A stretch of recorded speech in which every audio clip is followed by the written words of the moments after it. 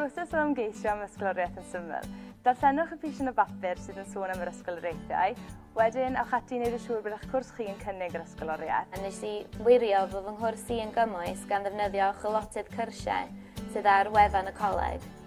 Mae hefyd posibl ar lwyth o ap chwilotydd i ffôn symudol a defnyddio prospectws y coleg. Er mwyn ymgeisio am yr ysgoloriaeth Coleg Cymraeg, mae'n rhaid ymaelodi'r coleg i ddechrau. Mae modd gwneud hyn drwy fynd ar y wefan neu llenwi cerdyn aelodau. Unwaith chi'n wneud hyn, mae'n bosib i chi ennill iPad mini. Wedyn mae eisiau lawrlwytho'r ffurflen gais, darllen yr ymwodau a tylerau, a wedyn llanw'r ffurflen i mewn a danfon yn ôl erbyn y dyddiau cae.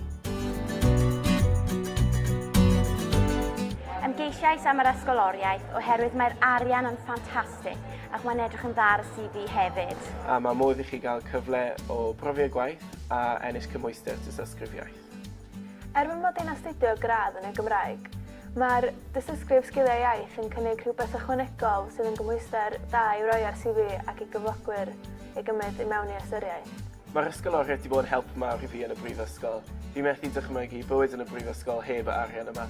O'n i methu credu pa mor rhwydd oedd e, felly sdim byd yn stopo chi rhag wneud e.